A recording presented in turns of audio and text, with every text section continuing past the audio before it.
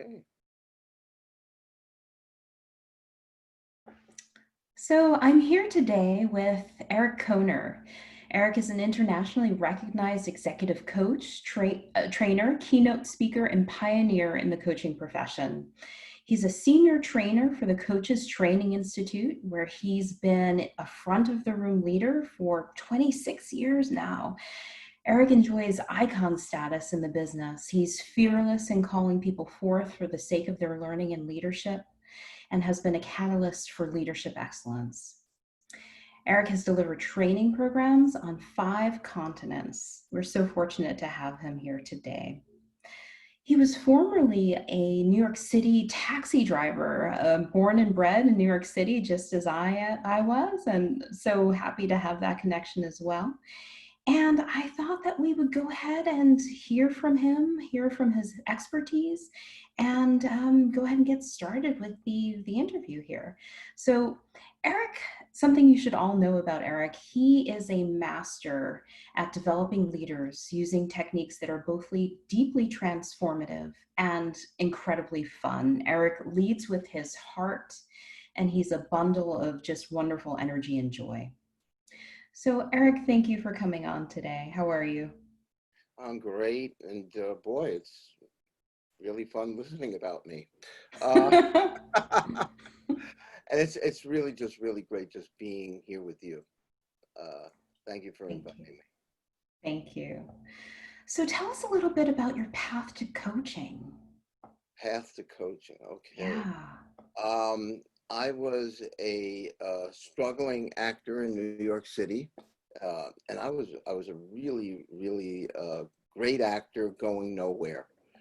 And I joined an organization. It doesn't exist anymore, but I joined an organization. I think it was back in 1985 called Actors Information Project, and it was a resource center for actors. And this is back in 1985, so they had things like computerized mailing services for actors, so they could send things out to, casting directors and agents. They had they brought in casting directors and agents where you could, audition for them. There was a resource library, and then they had this one thing called consulting for the business of acting. And my consultant was a guy by the name of Henry Kimsey House. And we really hit it off. And he said to me, Eric, wow, you're my best client. And I said, why? And he said, because you need it. And little did I know that Henry is a pioneer in the coaching world. And he was just starting to develop all these different concepts. And he wasn't even calling it coaching yet. Like I said, he was calling himself a consultant. And he asked me at a certain point if I wanted to get trained to become a consultant. So as I was pursuing my acting career, I became a consultant. And then fast forward about a year and a half, I moved out to Hollywood to get more work as an actor. He moved up to Northern California, hence the hands, west and north. Um, and and he started calling himself a coach and opened up what was then called the Coaches Training Institute. By then, I was really interested in what he was doing. And I decided, all actors have bread jobs. I decided to become a coach for actors. So that's how I got introduced. And then I was one of the first people to go through the CTI certification program. Within a year, I became a facilitator for them. Me and a woman by the name of Cynthia Lloyd-Darst, who is also, somebody I've known for decades and close friend. And and the two of us were the first people outside of the founders to start training coaches. So that and Wow. that was in like the early 90s. Wow. What a Yeah, journey. yeah. So I became a coach in the mid 80s, and I started. Uh, I think it was 1994. I did my first training. So that's how I got into coaching. Yeah. So starting with actors, coaching actors, At and first, then I thought this was only good for actors. I didn't realize that actually coaching could work with anybody else. Huh. That's how it goes. Yeah. And then from those decades as a front of the room leader and a coach that has gone into all sorts of organizations, worked with very high levels of leadership. What has that been like? What kinds of different clients have you served, and what have you noticed? Well, bottom line is I noticed that coaching works for human beings. So Yes. it doesn't matter, yeah, I mean, I've worked with people at every level, and I've also, had the opportunity to work with different cultures. I got as you said in my intro, that I've been to 5 continents. I think I've been to something like over 25, 30 countries delivering this work. I've done it with CEOs. I've worked with nonprofits that, I worked for the World Health Organization, the Global Fund, and yeah, this stuff works.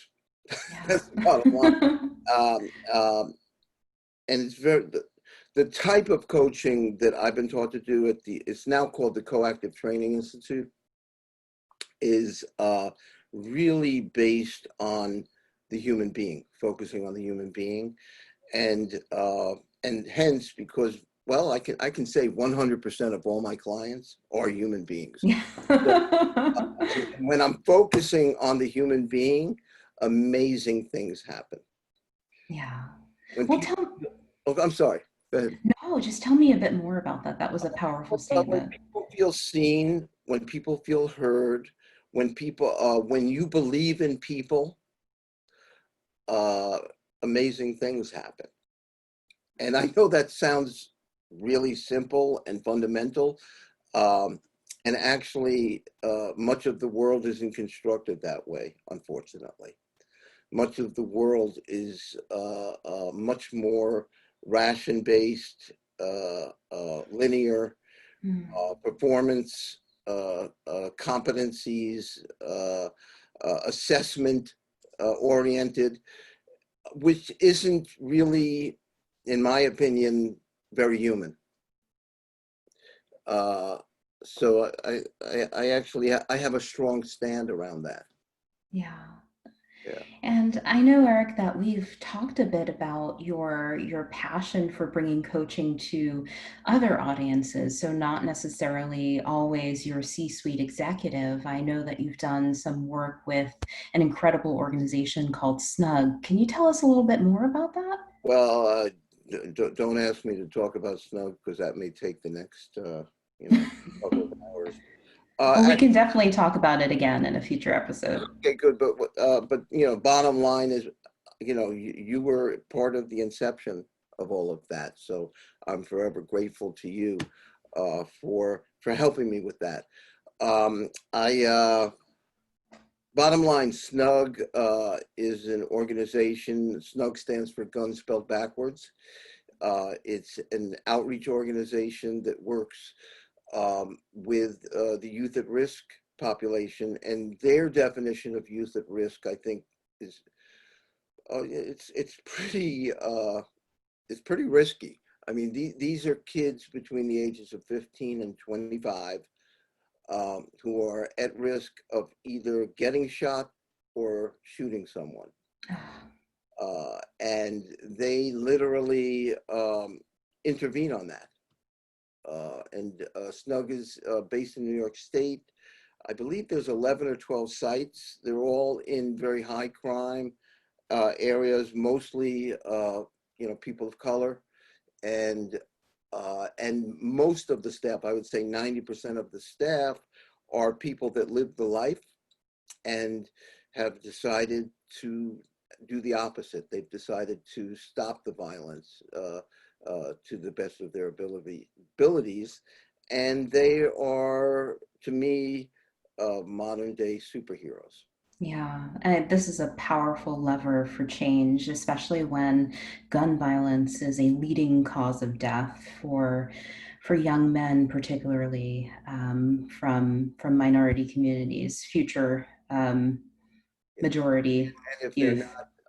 if they're not dead, they unfortunately make up a disproportionate a number of people in the criminal justice system. Uh, Yeah. so And generations of trauma. yeah, I look forward at another time because I know that you want to cover a lot today, but I look forward another time to really talk specifically about Snug. Absolutely. And thank you for that introduction. I just think it's incredibly important for people to understand that coaching can be applied in many different Yes. models. And here's the And thing, yeah. and I know that we need to move on after this, but uh, they are so, what's the word I'm looking for? They are so ready for this. You know, the reception that we've gotten, we've trained 75 of their staff, Wow, 75 now. and they are, you know, they're applying it. They're bringing it into their work. So it's great.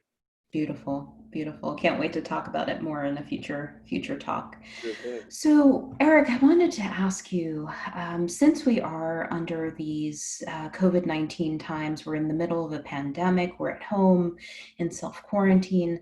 I understand that you've been participating in this Hope Model coaching online. Can you tell us a little bit about that initiative and what's going on right now?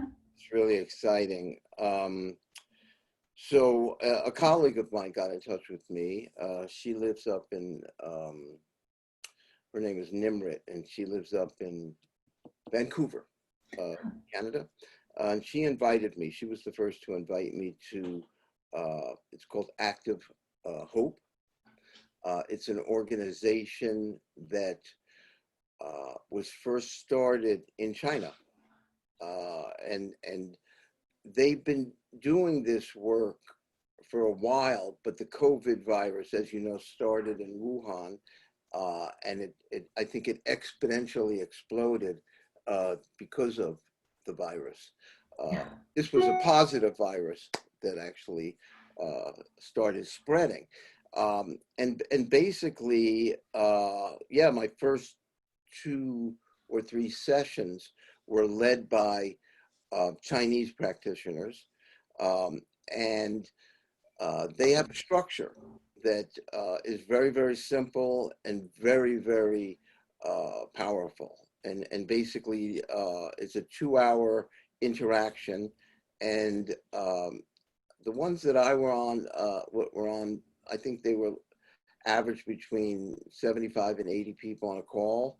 Wow. Um, and they took us through a very simple structure that was very transformational. And I'm just going to give you the 3 pillars or the 3 sections they took us. There's one section called business as usual, and that's, you know, let's use COVID as an example. Business as usual was life before COVID, and you know, and then the second piece is the great unraveling, Mm. where we get the opportunity to feel the pain of like our lives being completely disrupted and completely, in many ways, stopped, both, Mm. you know, with this self isolation and the economic ramifications, and then, of course, the horror of COVID itself has produced a great, I would say, a great unraveling. Yeah. Uh, um, and I believe the third one is called the, the Great Turning. Mm. And that is what comes out, you know, what's the transformation that happens when we are faced with something like this. Um, and the bottom line is that we go through those 3 phases, we human beings, in the midst of all of this, have been going through those 3 phases in different ways uh, continually. Yeah.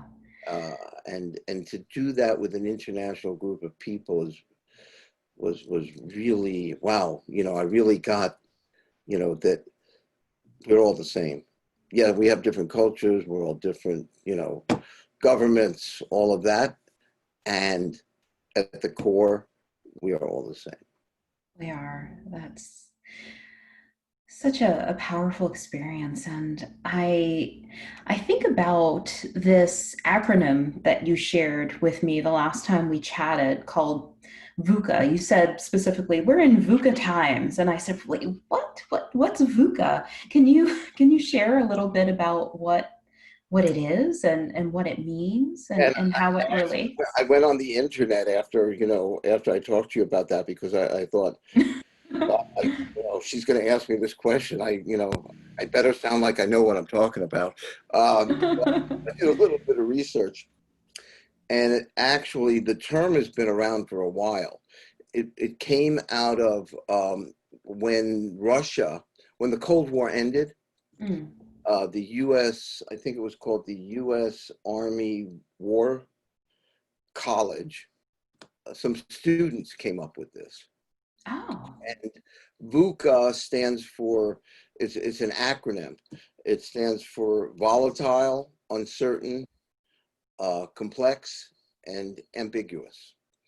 And Mhm. I guess, when the Cold War ended, those were the conditions that the US military started seeing. We no longer had this one certain enemy. Suddenly there were all these other smaller, unknown, ambiguous threats that were popping up all over the world. And um, and that quickly transferred over to businesses as we, approached Y2K and globalization and the upending of business. When we talked about business as usual, um, you know, the way companies compete and run today are very, very different than last century. Yeah. So businesses are in a VUCA environment, and now take it to COVID. I mean, I think the world, we're in the quintessential VUCA moment right now. We are. And I know, Eric, that your own model for coaching, whole mind leadership, grew somewhat out of this context of VUCA. Can you tell us more about the genesis of whole mind? Yeah, whole mind leadership got created probably about 12 years ago now. And I was sitting in the office of a client in France, and she was wonderful. Her name is Marika Decker, and she was the head of the company is called Capgemini. It's a consulting company, and she was the head of the school for consulting. And I was already delivering work into that school. It's called Capgemini University. And And Eric, just to intersect for a moment for our audience, for people in the US, Capgemini is a consulting firm sort of along the lines of which type of US consulting firm would you I would say, say, size? yeah, Accenture, uh, Okay, yeah, and very yes, big. it's very big. I don't know. I believe last count, there's something like 230,000 employees. Hmm. They're global, and they initially are a French company. Okay, and yeah, and so I've been working there for, let me see, since '04. I started working with them. So I'm very what's the word, grateful, and their loyalty has been wonderful, because Hmm. that's very uncommon to be working for one company that long. And I was delivering coaching for them, but this woman said, Eric, I want you to create something for our VPs. Um, we're having a really hard time getting, they're very busy, and we can't get them to come to any of our trainings. And I want you to create some. And I said, well, why don't we do a coaching course for them? And she said, oh, no, you don't understand something. VPs already know how to coach. Oh. They're way above that. And she said that sarcastically, of course. Um, but I said, okay, and it just so happened, right behind me, she had a bookcase, and there was this, like, she had about like a dozen of these books called Funky Business, and I just Wait, kept what? business. That was the name of the book, and I came around and I took one off the shelf, and I'm saying, "What Funky Business?" Oh, she said, "Take one," right? And um, and at that time, I was also reading another book called A Whole New Mind, and I read and Funky Business changed my life. It became my Bible for a while. This was back in maybe '07. Funky Business saw what happened. I mean, like they got it back then. What's happening now? Mm, And uh, reading the books, and then also getting a focus group of Capgemini VPs and asking them, what will get you to the university? Like, what do you need to learn in order to be motivated to come here? And there were two themes that came up back then, and I still think they're relevant today. One was, um, how do you create long-term relationships with clients? And the other one was, how do you lead complex engagements? Those were the yeah. two big things that they were grappling with. Um, and so I went back and created Whole Mind Leadership. Um, and Whole Mind Leadership is really, in fact, I originally called it Whole Mind Fully Embodied Leadership. Uh, but I was told very, very quickly, nobody will show up if you put the word embodied. That'll Mm. freak people out. And that was back in '07. I think today uh, there's been enough research and enough written about, embodied leadership that it doesn't freak people out. But back then it did. And the model is really, it's the human being. And we call it, we call it the 5 knowledge centers. And we assert that, well, there's at least 5, all right, but we wanted to keep Mhm. it simple. That we access knowledge from our head where reason resides. The heart is where we access love and affection. The gut is intuition. The groin area is passion and creation. And the hands are the kinesthetic, expressive part of us that also makes things. And, Yeah. and all 5 of those knowledge centers are very key components now in a VUCA world. When it's volatile, uncertain, complex, and ambiguous, rational thought it's important to still have the rational mind, but rational thought is not going to be able to, leaders will not be able to navigate a VUCA environment just being rational. Can we dive into that universe a little bit more?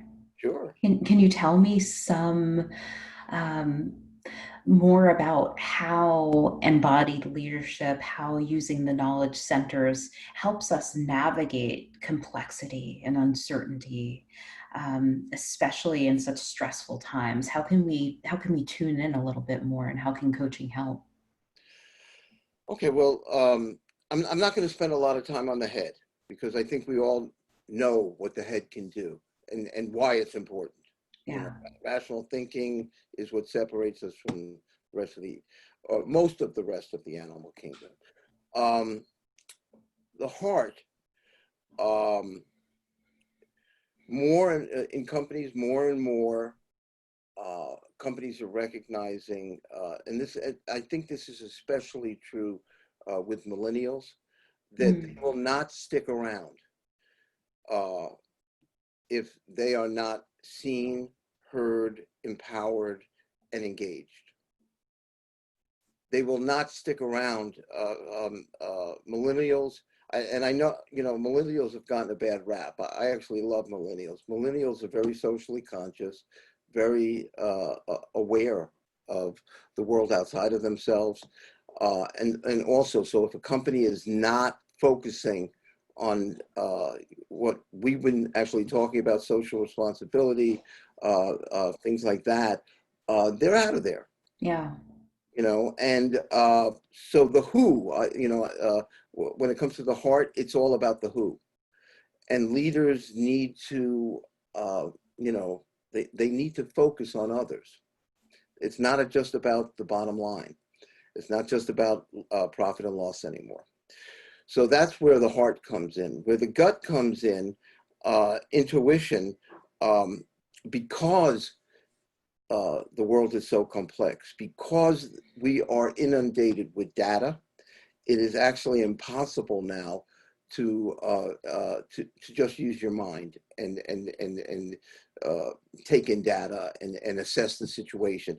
You really need, as a leader, to use your gut right now. You also need to use your gut more because of the volatility. Things change. I just started a new business, and we were going to do things in live in-person trainings, and because of the COVID pandemic, now everything is, we're Zooming. Yeah. So we had to pivot very, very quickly, and we needed to use our gut because we didn't have time to figure it out. And I think with a lot of companies, I mean, that metaphor of, building and driving the car at the same time, except now we're building and flying the plane at the same time. It's even more, like higher stakes. higher stakes. Yes. So that's where the gut comes in. And I think that it's always been this way, but it just hasn't been as recognized. And I know that, mentioning the groin area is a little bit risky in the environment we're in.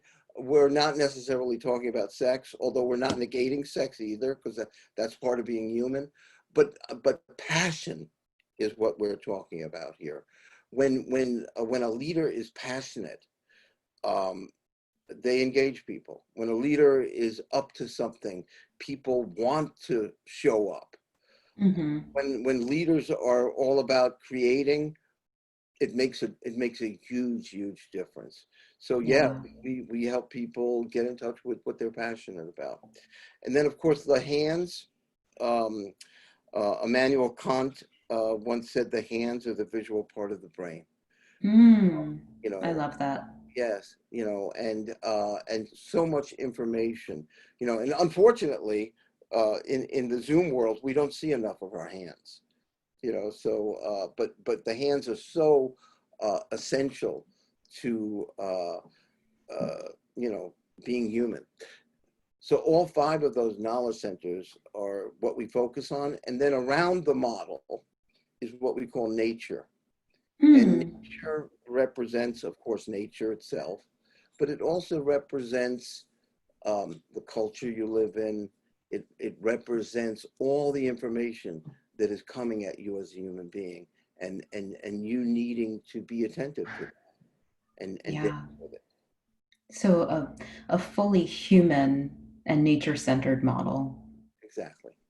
Yeah. Yeah. And it's very experiential, and it's very simple.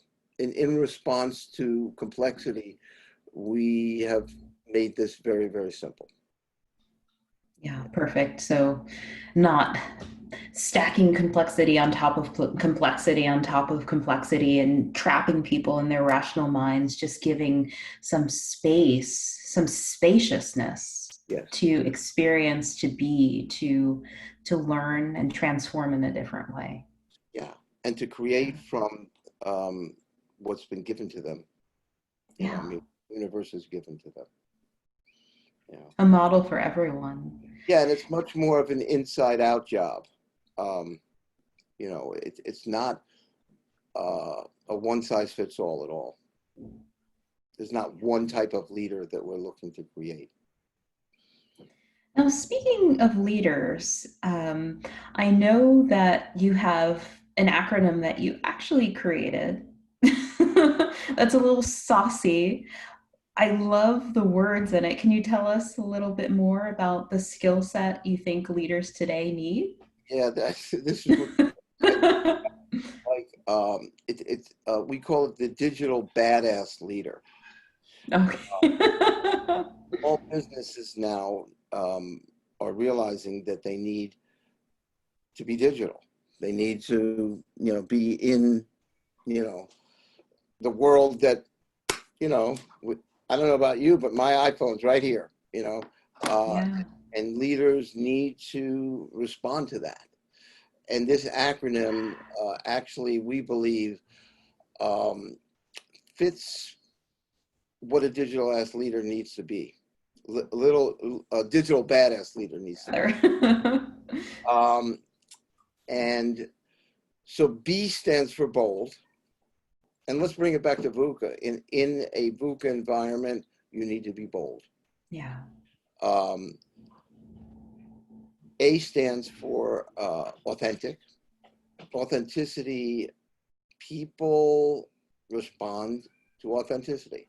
When you're being real, and being real to me is also allowing yourself to be vulnerable, allowing yourself to be fallible, allowing yourself to not be perfect.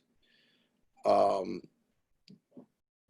think it's an essential key to, and that like somebody that actually really fits that for me is Oprah Winfrey. Mm. She's real. She's not perfect. And look what she's created from her authenticity. D stands for disruptive. Leaders need to disrupt the status quo, disrupt industries, disrupt products. All of that is an important component in the digital world. The other A is agile. So, once again, I'll bring back COVID.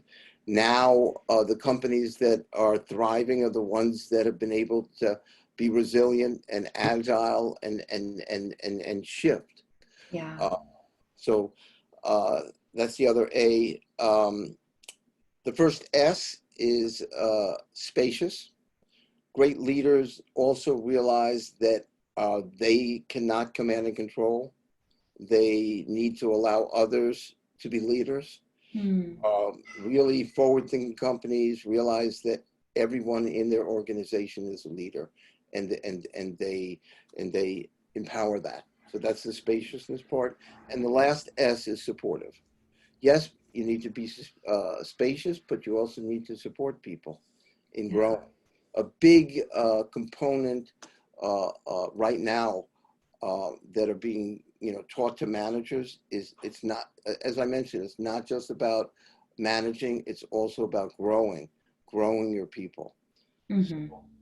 So that's the badass. Yeah, and in these times when so many managers are having to manage online, virtually, via Zoom, via digital interfaces, there's this need to understand how to manage better, how to relate better, how to empower employees and teams.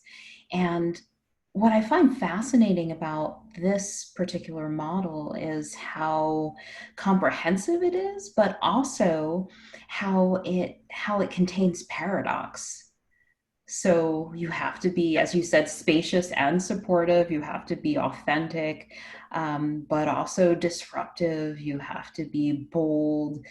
Um, it has so much there, so much richness. How do you learn to love the paradox? Paradox can be so uncomfortable. Yeah. What are your thoughts? Well, it's interesting that you use love and discomfort, because Paradox. it is uncomfortable, and I think that what, for me, I'm talking about personally for me, and I guess for me, and what I also try to do when I train coaches and leaders is to create a new relationship to discomfort. Mm. I know for myself, when I feel uncomfortable, my initial reaction is that something is wrong. Like I shouldn't feel uncomfortable. And what I've learned as a leader, leaders need to be comfortably uncomfortable. You cannot be a great leader unless you have that ability. I don't know who your great leaders are, the people that you consider great, uh, but I can't think of one. And I'll just use Nelson Mandela as an example because he's such a internationally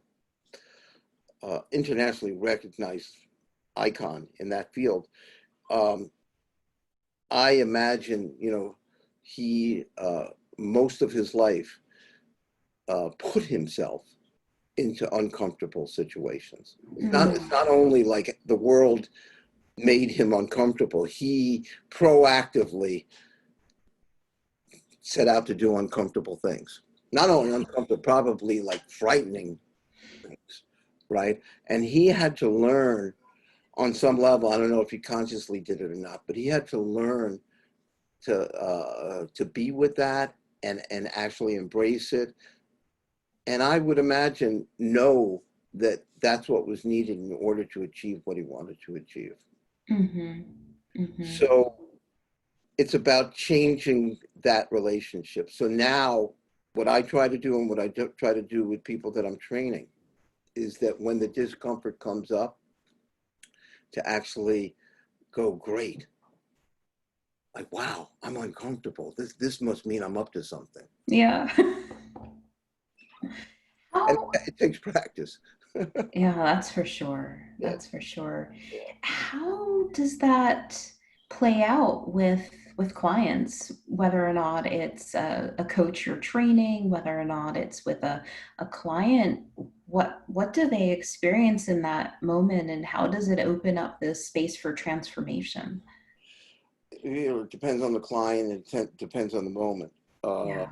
and but I can tell you this: the people that I have seen exponentially grow are the people that have that ability. Yeah. Uh, the people that just know, and I guess another leader that I'm thinking about right now. I didn't get to coach him, uh, but he's very recognizable as Barack Obama. And I imagine there have been times he had the what the F moments, I'm sure when he first, became president. Um, Hmm. but there was a comfort level that he had in that discomfort that always I admired. And I see that there have been other leaders, and then some of them are people that I don't maybe politically uh, uh, uh, agree with, uh, that I've seen been able to have that ability to just be with that discomfort, be with being Hmm. unpopular, be with going against the grain, and still showing up every day, uh, you know, committed Yeah. and willing to go the distance. And I've had clients where I've seen that kind of shift happen, where they've been through something that's been really, really difficult and come through it and actually realize, wow, I needed to go through that in order to be where I am today. And I think for myself personally, every, major shift I've had in my life has come from some, devastatingly uncomfortable or painful experience that I Yeah. was able to, for whatever reasons, grapple with and get through. Mm. Tell me a little bit about how what's that like on the coach's side? How does coaching open that up for clients? What does a coach need to be? Um, a coach needs to model that. Hmm. A coach, if you're asking your client, uh, uh, and I think the discomfort in coaching, and I think the discomfort in most of us is the unknown. Hmm. It's we're always, I think, as human beings, wanting certainty, and in the face or the lack of, that's where the discomfort shows up. And I think as a coach and a facilitator, you need to model that for your clients. You need to be there. You need to let go of looking good. You need to let go of being liked.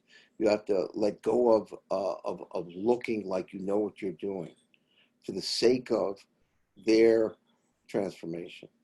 Wow. And yeah. Yeah. But to me, I mean, and this is just me, to me, and I think it may have come out of my acting background. I'm fortunate because I have always liked the paradox. I kind of, I'm a rare, I'm an odd duck in that way. Yeah. Yeah. Well, very well suited, definitely. I know for me, going through coach training myself, that it was difficult. I definitely like to see both sides of the equation, but I like for there to be an equation, if that makes sense. No, But I totally there's get it. I totally get it. I think a lot of people are like you. Fortunate or unfortunate me, I did not do well in school. I was not, school did not come, and I'm actually, when I say that, I get emotional because I have a real stand now about the education world yeah. that, uh, uh, that's a whole nother interview though. But,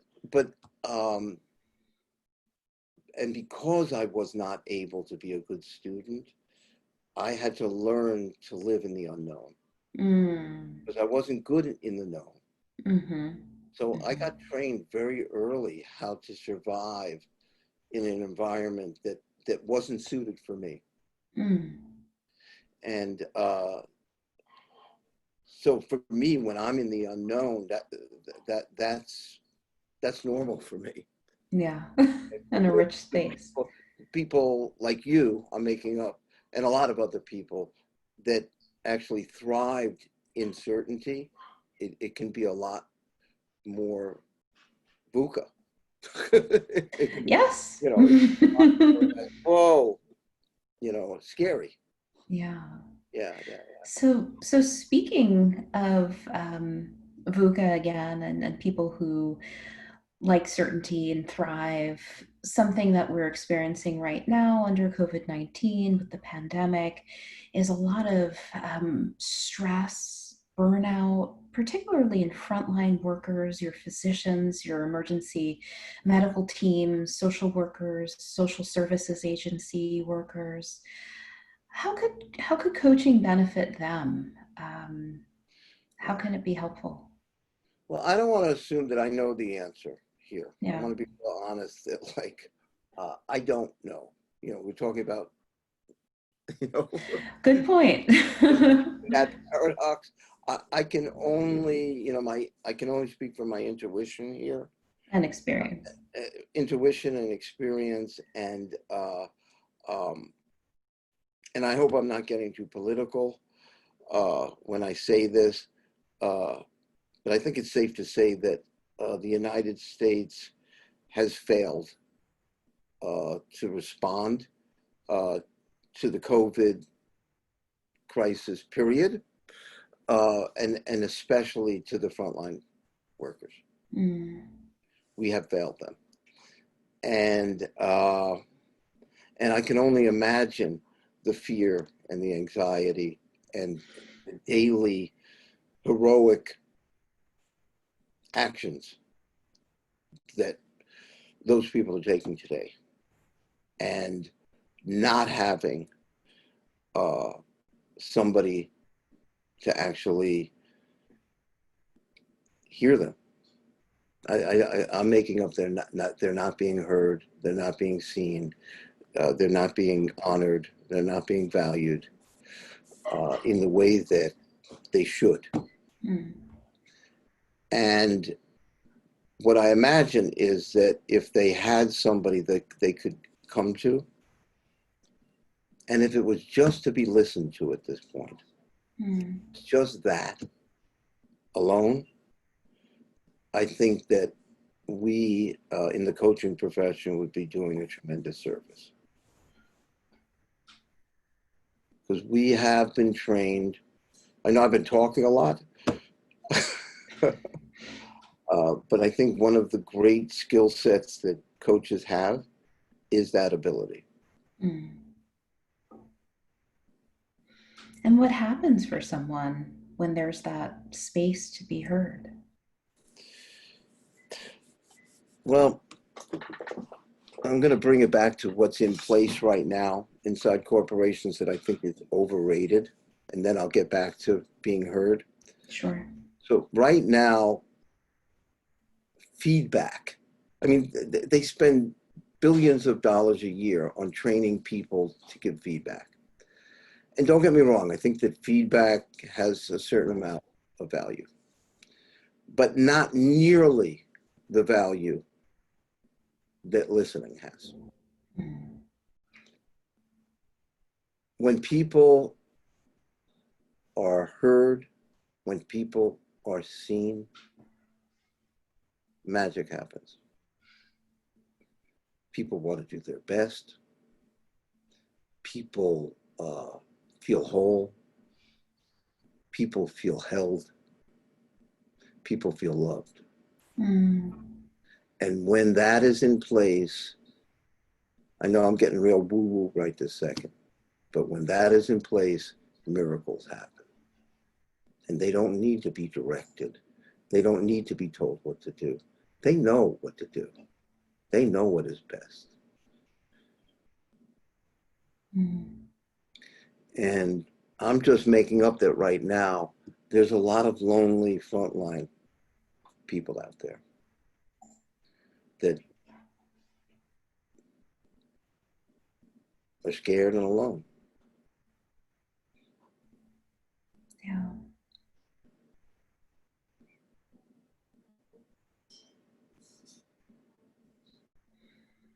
Well, we are hoping to build a volunteer hours bank here at Well Market to connect frontline workers with coaches and other wellness professionals. So that's something that we're trying to put together, and we're hoping will be helpful. But hearing from you about the power of that is profound. It is. Yeah. Thank you. And yeah, I think it's great what you're doing, and any way that I can support it, let me know. Thank you, Eric. Yeah. And I don't think that's the total power of coaching, but I think in these times, that's a good start. That is a good start. Now, Eric, I know we've covered a lot of road today, and we're definitely going to have you back for a part two. But in the meantime, how can people get in touch with you? Um, I can give you my email. Should I Yeah. chat box, or how do you want me to, or just? Just speak it out loud, and I'll also share it on our website. Okay, great. It's Eric, ERIC dot Kohner, KOHNER at iCloud.com. Great, great. And I know that you're also working on something very exciting, an app that's going to keep the learning alive. Can you just give us a little sneak peek about what that entails? Yeah. So I, about a year ago, started a company with another man by the name of Andy Klibanoff. It's called All Five, and it's, based on the 5 knowledge centers. And we are building a platform first with, my leadership program, All My Leadership, but it's actually a platform that we want to create for other leadership programs too, that will help people that go through the program keep the learning alive. So it will be an app that they can use before the class, during the class, and after the class. And it's really exciting. what we're, Great. yeah. Oh, much needed.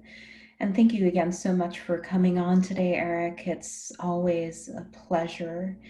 And just before signing off, a little bit more about Well Market for the audience. We're a startup with the mission of modernizing well-being for all. We offer resources for self-care, emotional and physical wellness, and connections to a wide variety of providers online. A proactive, personalized, and prevention-based approach to health has become much more important to people, especially under these times. And we're building the tools we need now and in a post-pandemic world. Follow us on LinkedIn and on social media at Well Market. Thanks so much for joining today. Bye, Eric. That's a wrap. All right. Thank you.